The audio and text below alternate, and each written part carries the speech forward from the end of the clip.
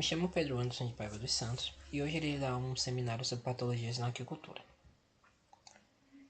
Dando início um pouco, para fazer a introdução, irei falar como foi que ocorreu o aumento da produção de aquicultura, certo? No mundo.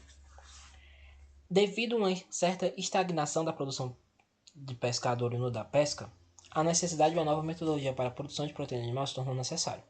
A aquicultura ela era já uma técnica, certo, utilizada na Ásia antigamente, mas não tinha tantas forças, até porque a maior produção de pescado no mundo para o mercado era vindo da pesca. Entretanto, como é possível observar nesse gráfico aqui da FAO, com o passar dos anos, acabou acontecendo uma certa estagnação na produção de pescado vindo da pesca. Isso se deu devido à população natural, onde a população natural ela não conseguia se recompor devido à alta demanda de pesca. Quando começou a ocorrer essa estagnação, foi necessário, certo, que tivessem outra fonte de pescado para o mercado. E foi aí onde começaram a se criar novos protocolos de produção animal aquática, no caso a aquicultura, onde se já tinha um certo conhecimento sobre a área, mas não tinham tantos avanços.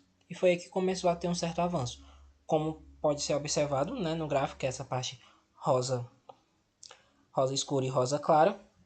Você pode observar ali que, principalmente próximo ali de 1990, foi quando começou a dar uma certa subida exponencial. Começaram a crescer bastante a produção vinda da agricultura.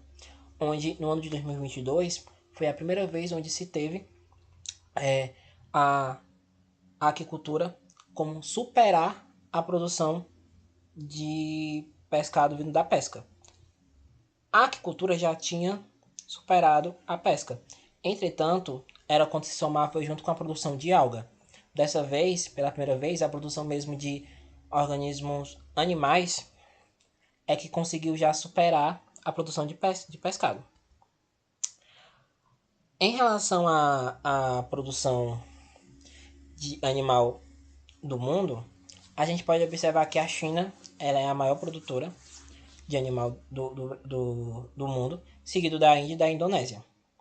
O Brasil ele está localizado na 13ª posição, onde ele produziu 638 mil toneladas de pescado, oriundo da aquicultura.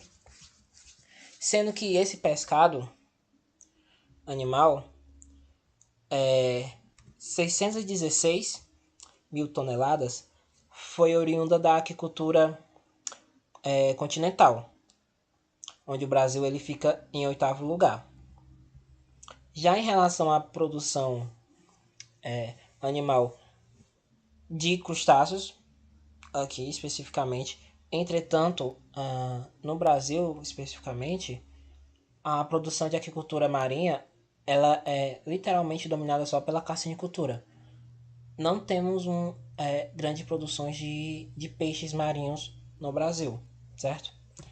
E em relação à carcinicultura, o Brasil está em 9º lugar, com a produção de 113 mil toneladas. Entretanto, se você observar esse gráfico, você consegue ver que no passar dos anos, no Brasil, ocorreu um aumento na produção e logo depois veio um declínio e novamente se começou a reestruturar. Esse declínio se deu devido ao aparecimento de patógenos na carcinicultura, onde vírus, principalmente a mancha branca, como por exemplo a mancha branca, o IMNV, o UNIM, eles acabam trazendo um grande impacto na produção, porque a produção, principalmente do camarão, ela veio crescendo nos anos, e devido à demanda do mercado ser cada vez maior, os produtores tiveram que aumentar, principalmente a densidade de estocagem deles no cultivo. E esse aumento muito drástico da densidade de estocagem no cultivo fez com que os animais ali cultivados se estressassem. E quando esses animais eles se estressaram, foi possível eles acabaram se tornando susceptíveis ao aparecimento de patógenos que normalmente já estarem ali no meio ambiente, mas não estava, podemos dizer, ativo ou não estava com um ambiente propício para ele ser ativado. E, devido às densidades de tocagens e mesmo mudanças climáticas que aconteceram no Brasil nos últimos anos, fizeram com que um ambiente que antes não era propício se tornasse propício para os patógenos. E assim acabou acontecendo um declínio. Só que a produção ela se reestruturou novamente devido a técnicas que foram utilizadas futuramente, que eu irei explicar mais para frente, que conseguiu fazer com que a produção do camarão no Brasil ela se reestruturasse novamente. E falando um pouco das doenças na cassinicultura, a gente tem atualmente 8 doenças com notificações obrigatórias, né? 8 patógenos com notificação obrigatórias, segundo a UOA, que é a World Organization Animal Health, que é a empresa que é um órgão, né, responsável por isso, onde atualmente a gente tem 2 bactérias que são de notificações obrigatórias, um parasita, né, com notificação obrigatória, e 5 vírus. E como o foco do seminário de hoje é falar sobre vírus, eu peguei os 5 vírus, né, que a UOA ela obriga, né, a notificação, e quis dar um foco maior no IHHNV, IMNV e no WSSV, que são os vírus que mais acometem a cassinicultura aqui no Brasil. Porém, eu também irei falar um pouco sobre o TSV, que é o vírus da síndrome de Thaler, e o IHV, que é o vírus da cabeça amarela. Nesse mapazinho aqui que eu trouxe, ele mostra mais ou menos, ele mostra como foi que se deu a disseminação dos patógenos no modo geral, sejam eles de origem de bactérias, de vírus, certo? Por exemplo, e a gente consegue ver essa disseminação. E essa disseminação, ela ocorre principalmente pela falta de comunicação que acontecia na época, porque querendo ou não, é possível observar que alguns patógenos é bem antigo, né? Então não tinha internet, podemos dizer assim.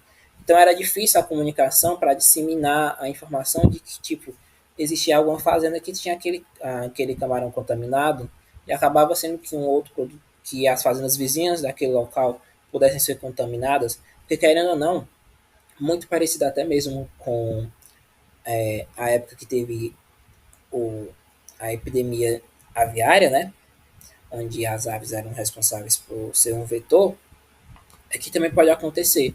É relatado pelos cientistas que as aves acabam sendo um grande vetor para a transmissão de doenças, até mesmo na cassinicultura, né?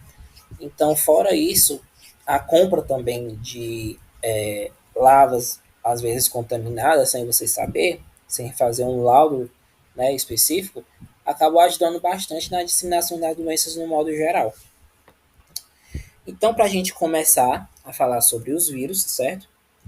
Eu gostaria de começar com a síndrome de Taura, o vírus da síndrome de Taura, onde ele teve sua primeira notificação em 1991, no Equador, na foz do rio Taura, numa fazenda de camarão de Pneus meio.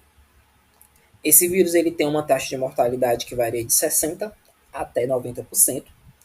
E após o seu primeiro relato do vírus, né, rapidamente ele começou a se espalhar por outras regiões dos países, como ele se espalhou para a América, para o Peru, para o México. E nesses locais, né, as espécies que são mais susceptíveis a esse vírus, segundo os trabalhos que foram realizados, é o Pneus meio, o Pneus Styrylotris, o Pneus Smith, o Pneus Cetíferos e o Pneus Aztecos. Já na Ásia, o vírus foi notificado pela primeira vez em 1999, em Taiwan, e se espalhou rapidamente nos anos seguintes para outras regiões, né, em países como a China, a Indonésia, a Malásia e a Tailândia. Fora aqueles camarões susceptíveis, né, que eu citei antes, também ficaram susceptíveis a esse vírus o pneus monodon, pneus jampônicos e o pneus chineses. No vanameio, né, o vírus já foi notificado em todas as 3 fases, né, de 3 estágios do cultivo, certo? Na parte laval, juvenil e de adultos. Os sinais clínicos, né, de camarões infectados por TSV pela taura são caracterizados por letargia, anorexia, musculatura opaca e descoloração avermelhada no leque da cauda e nos preópodes. Além disso, um sinal clínico também muito característico dessa doença são essas manchazinhas pretas que aparecem no camarão. Porém, não somente por essas manchas pretas você pode dizer que é um vírus da síndrome de Taura, pois algumas bacterioses, né, alguns patógenos algumas bactérias, né, patógenos oriundos da bactéria, também mostram às vezes essas manchazinhas pretas. Então é sempre muito necessário fazer um diagnóstico, certo? Para você ter um laudo bem certinho de qual é o patógeno que está cometendo os camarões, mas você consegue observar muitos essas manchas, essa descoloração avermelhada, né? Como eu citei e como a gente pode observar aqui nessa imagem. Então, essas manchazinhas avermelhadas, elas junto com essas manchazinhas pretas, elas acabam ajudando bastante em dizer e você ter uma noção do que pode estar cometendo o seu camarão. Por isso que é muito importante nos manejos, né? Principalmente na hora de raçoar, quando você tirar a bandeja para colocar a ração, você observar os camarões que acabam vindo junto, para você ter esse controle, porque você tendo esse controle, você consegue, às vezes, até mesmo, você avisa ao dono da fazenda, por exemplo, se você for o, só o responsável, né, pelo setor, você avisa ao dono da fazenda para qualquer coisa fazer uma rápida despesca, porque já foi comprovado, né, pelo menos atualmente, que esses camarões eles não fazem mal, né, o ser humano. O que importa mesmo mais em relação a quando tem esses vírus no camarão é a parte visual dele, né, onde as pessoas, os compradores não querem comprar quando vem o camarão desse jeito, né. Eles não têm zoonose, né, comprar a gente, né. E então quer dizer que você ainda consegue salvar uma grande parte da produção para não perder toda a produção. Então é sempre muito importante na hora do manejo você ter esse cuidado, você parar para olhar, né, o camarão. O próximo vírus que eu irei falar é o da cabeça amarela, certo? Que foi notificado pela primeira vez em 1990 na Tailândia, no Pneus Monodon. O vírus da cabeça amarela, ele atingiu gravemente com altas taxas de mortalidades no Sudeste Asiático a população do Pneus Monodon, certo? Então ele acaba sendo bastante acaba trazendo uma mortalidade muito grande para essa espécie, certo? E o IHV ele tem 8 tipos de genotipos diferentes. O IHV1, em que ele é o genotipo que tem uma maior taxa de mortalidade em relação ao IHV. O IHV2, que ele também é conhecido como GAV, que é o vírus da associação de guerras. O IHV3, IHV4, IHV5 e IHV6, eles são considerados um tipo de grupo de genotipo, né? Que ele acaba fazendo com que os camarões continuem ainda saudáveis.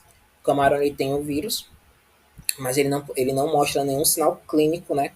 Pelo menos nenhum sinal clínico grave, como o IHV1.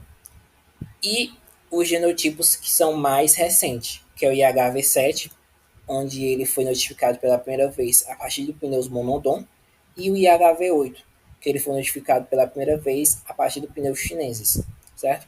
E essas variações genéticas, né, essa mutação que acontece, eu vou explicar um pouco mais para frente do que elas podem acabar ocasionando na dificuldade no diagnóstico, principalmente pela técnica que é mais utilizada, que é a PCR.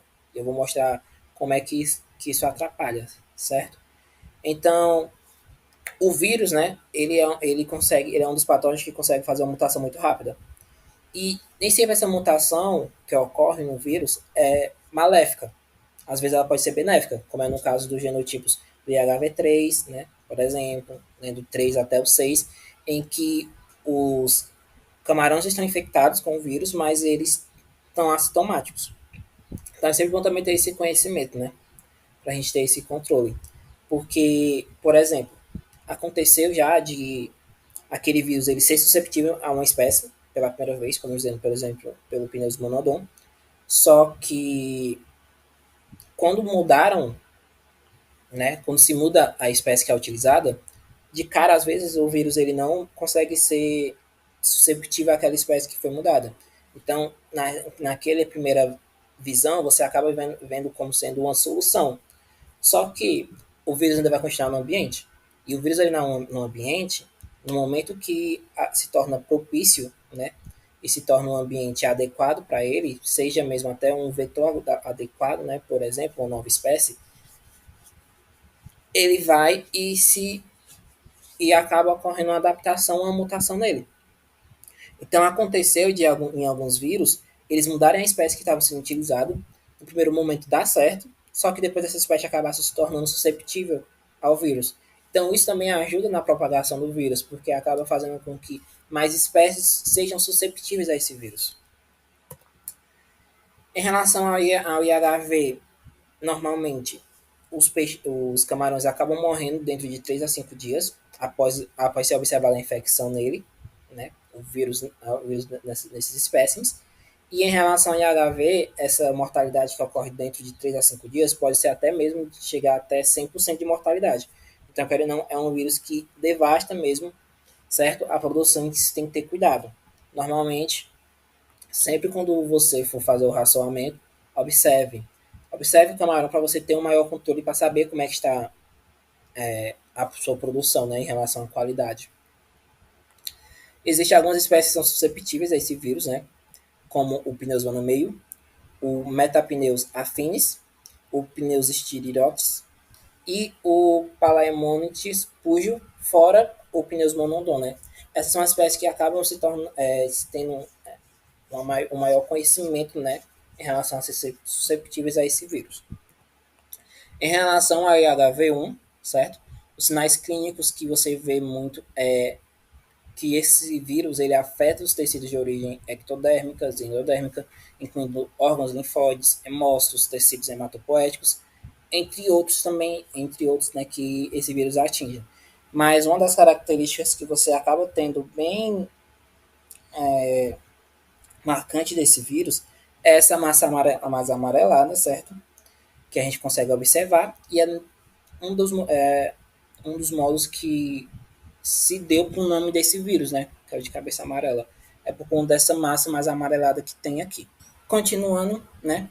O próximo vírus que a gente vai falar é o vírus, né? O IHNV, que é um dos vírus mais antigos que existe, né? Que é o vírus da necrose hipodérmica e hematopoética infecciosa. Ele foi relatado pela primeira vez em 1980 nas Américas, na espécie do Pneus californiense. Esse vírus, ele rapidamente acabou se espalhando, né? Após sua primeira identificação, ele acabou se espalhando por todo o mundo, onde atingiu países como México, América Central, Brasil, Havaí, Nova Zelândia, Filipinas, China, Austrália, entre outros países. Então ele acabou acompanhando, né? Acabou indo para todos os continentes do país. E dentre as espécies que esse vírus acabou sendo mais susceptíveis são o Pneusona meio, o Pneus cetiferus, o Pneus stiridotes, o Pneus monodon e o californiense, que foi a espécie onde teve sua primeira identificação nele. Além dos camarões da família Pneus, foi também possível observar, como nessa tabelinha que eu estou trazendo aqui, que outros camarões de outras famílias, como também alguns caranguejos e alguns moluscos bivalves, eles também são susceptíveis a esse vírus. Então, não somente acomete o camarão, ele também consegue acometer outros crustáceos. Então, é um vírus mesmo que conseguiu se adaptar a várias espécies diferentes e a vários grupos diferentes, né, devido às suas mutações que ocorreram. O IHV ele foi relatado já em todas as fases de vida do camarão, certo? Onde ele foi relatado em ovos, larvas juvenis e na fase adulta também do camarão. E esse vírus ele pode ser transmitido de forma horizontal, seja por canibalismo ou até mesmo pela água, e de forma vertical, que seria pelos ovos. certo? Esse vírus ele possui 24 sequências armazenadas no GenBank, que é o maior banco de dados que existe na parte genética, certo? E essas 24 sequências, elas são divididas em 5 genotipos, sendo 3 com sinais clínicos bem severos e com a maior taxa de mortalidade, que seria o tipo 1, que ele é encontrado no australiano Pneumolodon, o tipo 2, que é distribuído principalmente nos Estados Unidos e no Sudeste Asiático, e o tipo 3, que é distribuído principalmente no Leste Asiático, e dois que são considerados um vírus assintomático, onde os camarões infectados por esses dois genotipos se mostram camarões saudáveis, que são o tipo A, que é presente em Madagascar e na Austrália, e o tipo B, que é presente na Tanzânia e Moçambique.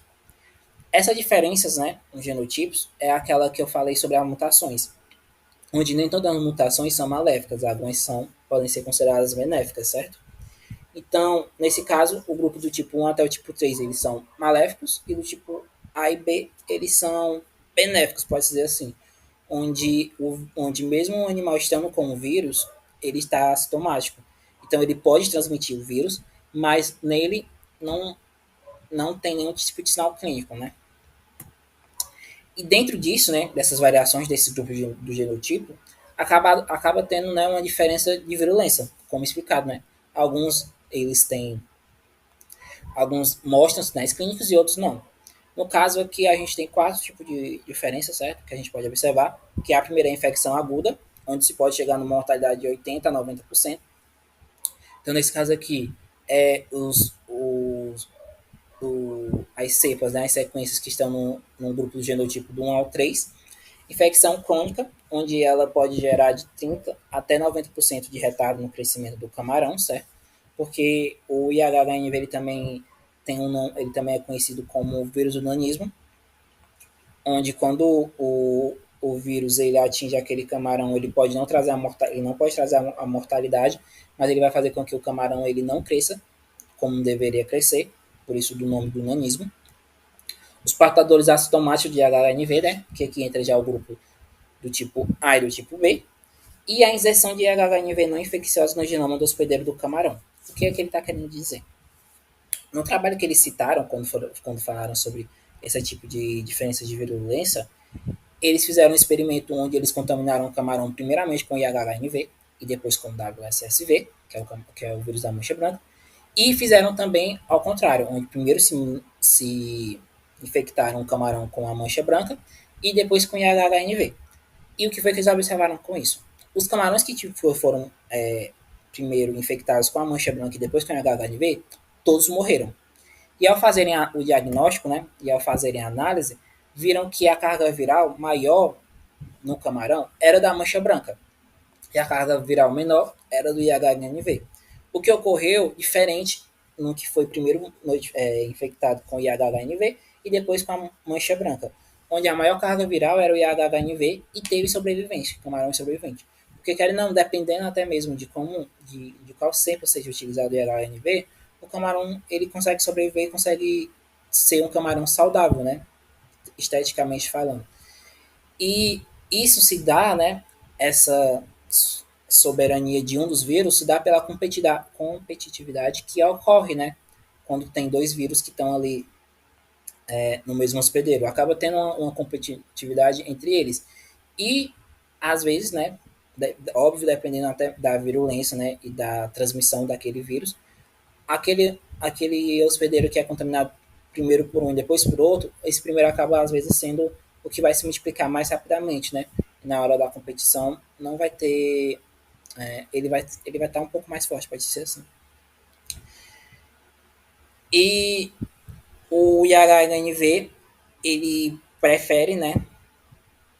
Ele tem uma diferença na hora de estágio de desenvolvimento do hospedeiro, onde ele acaba preferindo infectar hospedeiros num período laval ou juvenil, que é nesse período, não que ele não infecte camarões adultos, certo? Mas ele prefere, e é mais fácil para ele infectar nesse estágio de vida, exatamente porque ainda está ativo a multiplicação celular. E querendo ou não, né, o vírus ele necessita disso, né, da multiplicação da célula. Então, para ele é mais fácil dele se multiplicar no hospedeiro nessa fase de vida, onde essa célula ainda está bem ativa do que na fase adulta, que ela tá, essa ativação é menor até nula, né, dependendo da idade do tempo do camarão. Então, quer dizer, ele tem essa preferência, que no caso de ajudar, que ajuda, né, na explicação desse vírus. Então, é algo bem interessante. E o IHHNV ele infecta os órgãos incluindo brânquias, tecidos conjuntivos, hipoderme, órgãos linfóides, glândulas antenal e cordão nervoso e seus glândulos. E também o IHHNV ele acaba trazendo algumas deformidades, certo, ao camarão, como eu posso mostrar aqui na figura C e na figura D, onde há uma deformidade nele, fora também aqueles que têm os sinais clínicos crônicos, né, a parte crônica, né, dos sinais clínicos, que eles ficam pequenos, né? Então ele também causa essa outra diferença, que você consegue observar na hora do raçoamento, novamente, né, no exemplo, né, porque é muito importante essa parte do raçoamento, onde que se você puxar e ver uns camarões que pequenos, sendo que eles deviam estar grandes pelo tempo que você está alimentando, ali você já tem que falar, opa, alguma coisa não está certo. Querendo não, do jeito que a gente observa bastante que um camarão não está saudável, é quando ele não está crescendo. A gente consegue observar logo isso. Então um método de ter bastante cuidado com isso, né? Observando que ele está pequeno, pode ser sim o IHHNV. O próximo vírus que eu irei falar, certo? É o vírus da mancha branca, onde teve a sua primeira ocorrência, foi relatada em 1992, certo? Em Taiwan. No ano seguinte, o vírus foi relatado no Japão e logo se disseminou por todo o Sudeste Asiático. Em 1995, ele foi relatado pela primeira vez na América, especificamente no Texas, e toda essa sua rápida disseminação, né, ele pode ter sido dado devido a alguns fatores, principalmente o potencial do vírus, né, porque não, o vírus da mancha branca é um dos vírus que tem uma taxa de mortalidade muito alta e mata muito rápido. Em poucos dias toda a produção já está contaminada com esse vírus. A falta de sua conscientização e prevenção, né, como dito, como às vezes é muito antigo, acaba não tendo essa troca de informações, né, essa troca de informações não é tão rápida. A expansão global da indústria, aumento a expansão global das indústrias, né, porque, como comentado, a demanda do mercado acaba às vezes sendo muito alta, então isso faz com que seja necessário ter esse aumento na produção e o aumento de práticas intensivas da cassinicultura, né, como falado anteriormente, esse aumento de densidade de estocagem, né, em relação ao aumento de camarões por metro quadrado, ela facilitou essa disseminação desse vírus, né. O vírus ele pode infectar uma ampla variedade de crustáceos, incluindo os do ambiente marinhos, salobros e até aqueles crustáceos que são cultivados em água doce. Então ele acaba acometendo todas as águas que a gente utiliza, né? Seja ela salgada, salobra ou de água doce. E ele atinge principalmente as espécies das famílias Pineides, como o vanameio, o japônico e o monodon, alguns caranguejos, né? Lagostas, e já teve relatos em que ele contaminou a artêmia. Então a gente acaba tendo que ter um grande cuidado, né? Porque querendo ou não, a artêmia é utilizada na alimentação dos camarões adultos, né? A artêmia congelada. E também a artêmia, dependendo de como você capta a água, ela pode acabar vindo junto, se você não captar essa água de um modo correto, né? E fazer os tratamentos corretos. Você somente trouxe a água para o seu cultivo. Então você pode acabar trazendo algum tipo de patógeno, né? Como por exemplo a mancha branca pela artêmia, se não tiver esse controle. Já foi isolado desse vírus 3 genomas diferentes, um na Tailândia, um na China e um em Taiwan, respectivamente, né? O WSRV é considerado a doença mais perigosa que devasta a cassinicultura. Dentro de 3 a 8 dias, toda a população, né, daquele, podemos dizer assim, daquele viveiro, por exemplo, ele já está contaminado e pode acabar trazendo a morte, né, de 100% da população. E o vírus ele atinge todas as fases do camarão, desde o ovo até a fase adulta. Então, ele se dissemina muito rápido. Por isso tem que ter cuidado, né, principalmente quando for utilizar, por exemplo, a artêmia, em que o vírus ele pode estar no cisto da artêmia na hora da eclosão e quando eclodir, ele ficar lá, se ele vir junto. com alguma água, quando ele eclodir, a casca ainda pode estar lá, ficar lá e contaminar o ambiente, né? Porque, cara, não, acaba tendo essa transmissão horizontal e vertical também, né? No caso do vírus da mancha branca. E o sinal clínico mais característico dessa doença é as manchas brancas, visíveis principalmente no cefalotórax e na cauda. Então, novamente, na hora de fazer o raçoamento, é muito importante você fazer essa observação, né?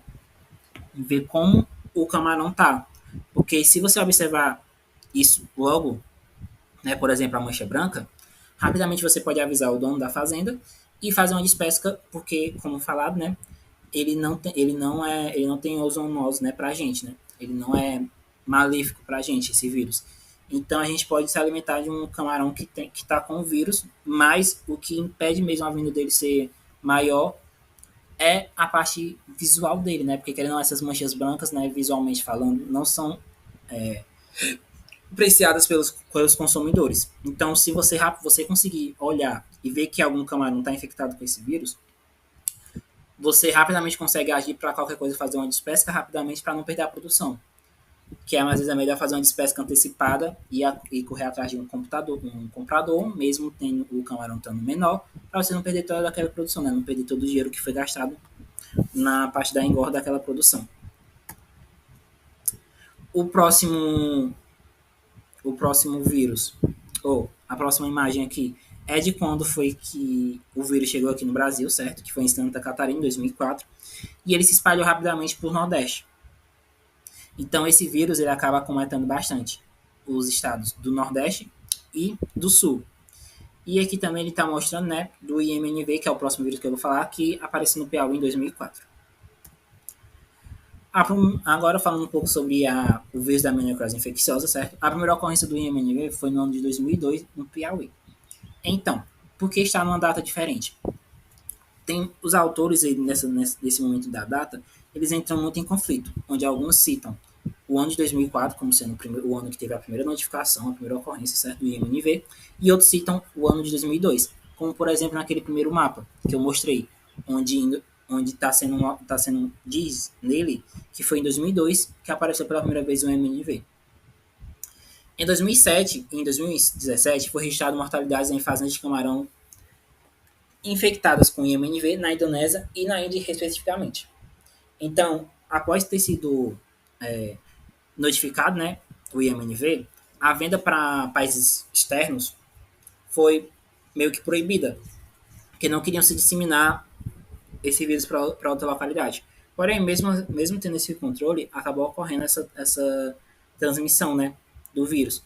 E os cientistas não têm uma certeza de como foi que esse vírus foi parar lá, até porque antigamente pensavam muito se o vírus é mesmo de origem brasileira ou da Indonésia, mas quando fizeram o genoma e fizeram a análise genômica dos dois vírus, perceberam que o da Indonésia é parecido com o do Brasil, e não o contrário. Então, isso acaba confirmando, né, que o vírus ele tem origem do Brasil. Só que ele não sabe como foi que ele foi para lá. Alguns cientistas especulam, né, que pode ter sido a compra de camarão de forma ilegal, né, que fez com que o vírus se espalhasse para a Indonésia, mas não se tem certeza ainda sobre isso. Porque como sabe, o vírus sempre pode estar lá, só que não estava num ambiente adequado para, né, ele ser ativado. O vírus ele acomete o Pneusmonia meio, né? Também já foi identificado em Pneusmonia odon, em Pneus stiriotris, e também ele foi já notificado em Pheneropneus subtilis, né? Então essas são espécies que elas são susceptíveis, né, ao vírus da meningocose infecciosa. O vírus ele consegue infectar todos os 3 estágios de vida do camarão, certo? A parte larval, juvenil e adulta. E esse vírus ele tem uma taxa de mortalidade de 40 a 70%, né? Entre os vírus ele tem uma taxa de mortalidade menor, pelo menos nos que a gente mostrou, né? Ele tem uma taxa, pelo menos uma taxa inicial menor. E dentre esse vírus, existem 9 sequências, certo, que são catalogadas até agora no GenBank, em que essas 9 sequências são 4 de origem da Indonésia e 5 do Brasil. Mesmo ele contaminando na Índia, a contaminação da Índia é de uma dessas sequências, certo? Não é uma sequência nova. Então, tem atualmente essa sequência, só que diferente das outras, ela ainda não está catalogada em genotipos diferentes, pois ainda não sabe o que cada uma tem em relação a sinais clínicos, como, por exemplo, a última que foi catalogada aqui do Brasil, certo? Que é essa MZ5 aqui. Quando ela foi descoberta, foi possível observar que a taxa de mortalidade dela ultrapassava esses 70%. Só que não se sabe ao certo se, tipo, para comprovar isso, entendeu? A, quando o pesquisador ele observou isso, que os camarões estavam morrendo com a taxa de mortalidade era muito mais severa do que das outras sequências, ali ele percebeu que poderia ser uma nova sequência, né? Um novo genoma do vírus. O vírus tinha acabado ocorrendo uma mutação, e foi comprovado que essa mutação ocorreu mesmo. Em relação ao vírus da mielonecrose infecciosa, né? O vírus ele acaba causando uma necrose, por isso do nome, no músculo esquelético, principalmente na parte caudal e abdominal do camarão. Então, novamente, é muito importante ter a observação na hora de for fazer o manejo, né? E principalmente fazer o raçoamento do camarão nessa hora, porque você acaba conseguindo ter um maior controle, certo? E se você vê, rapidamente você pode criar uma solução, mesmo que essa solução seja fazer uma despesca, por exemplo. Porque como citado, né, anteriormente, e vou citar novamente, os vírus, pelo menos desses 5 vírus, né, eles não fazem nenhum malefício ao ser humano, né? Eles são zoonoses. Então é muito importante fazer essa observação. Agora, né, mesmo não fazendo parte do meu assunto principal, eu queria mostrar alguns diagnósticos, certo? Dos vírus, porque querendo isso ajuda. Algumas técnicas que são utilizadas para fazer diagnóstico. Primeiramente, a gente tem a técnica de histologia, certo? Que é a técnica mais padrão que tem, onde você vai pegar, por exemplo, aquele tecido, né, onde você observou algum sinal clínico do vírus. Você vai fazer o procedimento histológico, né, processar aquela imagem para logo em seguida você fazer uma coloração, que no caso é a amatoxicilina e eosina. Normalmente vocês começam fazendo coloração com a amatoxicilina e eosina, como por exemplo aqui onde eu estou mostrando, né, a figura A e a figura B, onde é possível ver uma infiltração, certo? Que essa infiltração de linfóides ela acaba mostrando e ajudando na identificação de que existe algum patógeno pelo menos naquele tecido, certas essas infiltrações. Então é uma coisa bem característica, principalmente no camarão, né? Como ele tem uma imunidade inativa, né? Acaba sendo bastante característico essas infiltraçõezinhas. A próxima técnica é a embolização in situ, certo? O IHS, onde existem marcadores que vão marcar especificamente o patógeno naquele tecido que é utilizado, como por exemplo, o A e o C é hematoxina e eosina, né? Coloração HIE, como a gente chama, histológica, e o B e o D, ele é um marcador da embolização in situ, onde é possível observar que tem uma marcação bem característica, né? Uma coloração bem característica. Então, isso ajuda também na identificação e no diagnóstico do patógeno. E o diagnóstico, né, a técnica mais utilizada para fazer o diagnóstico, que é a PCR, né, que é a reação em cadeia de polimerase. Onde, nesse caso aqui, eu estou trazendo um exemplo do que é utilizado para fazer o diagnóstico na PCR para o IMNV, onde ele pode ter dois tipos. A PCR convencional, onde na PCR convencional você não consegue quantificar a carga viral desse vírus. Para fazer essa quantificação, você vai ter que fazer um novo tipo de análise, certo? E a PCR em tempo real, onde já a PCR em tempo real ela já consegue fazer a quantificação, né, da carga viral do vírus. A PCR, ela, para ser realizada, ela precisa de um pad prime, certo? O R e o F que a gente fala, né? Em que esse pad primes a gente vai escolher, vai pegar aquele pedaço de específico, né, que a gente quer multiplicar, podemos dizer assim, no processo da polimerase, né, que ele vai multiplicar aquele pedaço bem pequenininho de DNA para a gente conseguir ter uma grande porção, né, e conseguir fazer análise naquele DNA, mesmo que seja bem pequeno, né, a amostra. E eles servem exatamente isso, porque os primes eles são iniciadores. Então eles vão iniciar a sequência. Então isso essa parte é muito importante, né, dessa iniciação, em que ele vai seguir a sequência certa, né, como por exemplo de DNA, né, ele vai seguir a direção certa, e o outro, né, o reverse, a direção oposta. E no caso aqui, na PCR convencional, se utiliza dois pares de primes diferentes, né? Para o primeiro passo e para o segundo passo. E numa PCR em tempo real só utiliza um par de prime e uma sonda, né? Do IMNV para conseguir fazer essa análise. Nessa segunda imagem aqui eu estou mostrando como é que você olha, né? Isso, né, da PCR, né? Em que você vai ter um marcador positivo, que é esse maisinho, né? Onde vai ser o marcador do vírus mesmo. Um marcador negativo, que normalmente você utiliza um marcador, né? Um par de prime mais distante possível, né? Do que você quer testar. As amostras, que é no caso da 1 até a 4, e um marcador de banco de banda, né? Que é dos pares de base, né? Para você ter um controle. Porque normalmente você já sabe o tamanho, né, daquela banda que você está querendo ver se tem, né? Por exemplo, do vírus do IM, o vírus, né, dessa imagem em si, ela tinha 284 pares de base, né? Então, a partir do marcador, você conseguiria ter esse controle para saber, né? Para caso desse positivo e você não tivesse esse marcador, podia ser um positivo negativo, por exemplo, né? Porque poderia estar contaminado sem amostra sem você saber. Então, essa bandazinha, esse marcador, que é o M, ele ajuda por conta disso, né? Para você ter esse controle de banco de banda, né? Para saber se está tudo certo ou não. E no caso aqui, consegue observar que teve uma reação na amostra 4, né? Para esse vírus, né? E aqui eu estou trazendo, né? Só que a PCR ela ainda pode trazer alguns falsos positivos, como por exemplo, eu trouxe aqui em relação ao PAD Prime utilizado para fazer a análise da nova sequência que foi descoberta aqui no Brasil, né, que foi isolada aqui no Brasil, onde é possível observar, nessa manchazinha amarela aqui, que o Prime ele não consegue se ligar ao genoma do vírus, né, num reverso, né, e ao não conseguir se ligar, ele não consegue multiplicar e sequenciar aquilo, né? A amostra que você quer, aquele pedaço de amostra que você quer. Porque ele não vai conseguir fazer o processamento da PCR. Então vai dar um negativo, sendo que é positivo. Mas é por causa que não consegue se ligar. E esse não conseguir se ligar se dá muito pelas mutações que acontecem, né?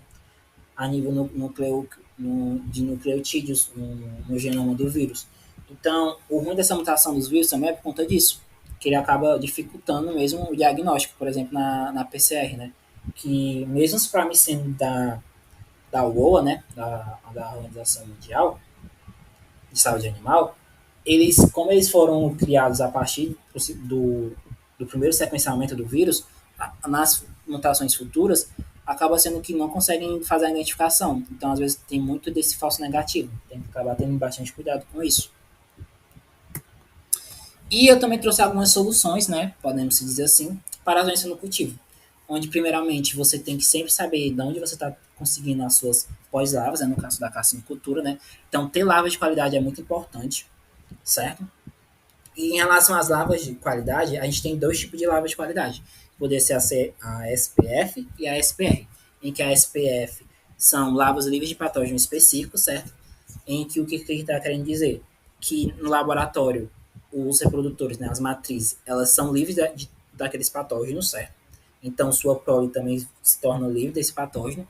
Porém, no ambiente, se o ambiente estiver com o vírus, eles podem ser contaminados. Eles não são resistentes ao patógeno. Eles só estão vindo livre daquele patógeno. E a SPR, ela já é uma lava que é resistente a um patógeno específico. Eu não vi se existe uma lava, não tive essa informação, né? Só vi de patógenos específicos, mas eu não vi um que era resistente a todos os patógenos. Eu acho que ainda está tendo pesquisa para isso, né? Para criar uma lava que seja resistente a todos os patógenos. Mas até o momento elas só são resistentes a um patógeno específico, como por exemplo, né, uma lava que seja resistente à mancha branca, ela vai ser resistente ao patógeno da mancha branca, mas ela pode ser contaminada, por exemplo, pelo IMNV ou pelo IHNV ou outro vírus. Então ela só é resistente àquele patógeno específico. Aqui no Brasil, as SPF são as lavas que são mais utilizadas, pois querendo ou não, né, a SPR ela precisa de uma tecnologia maior, de um gasto maior e acaba não sendo tão facilmente encontrada aqui no Brasil. E outro tipo é o método de cultivo.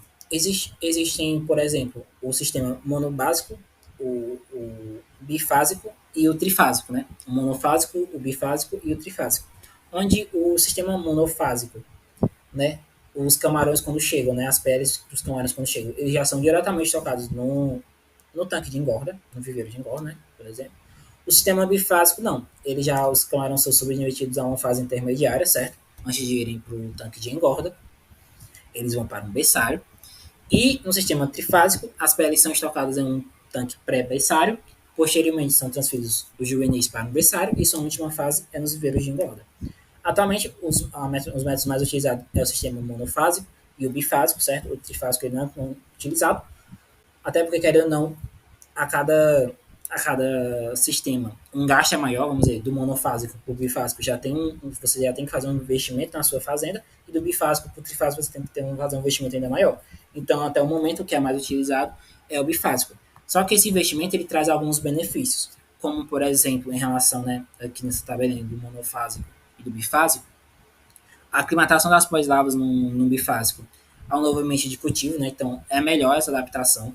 Há um maior controle nos parâmetros físico-químicos da água, porque normalmente no berçário, né, é estufas, então você tem um maior controle na qualidade de água da estufa, né?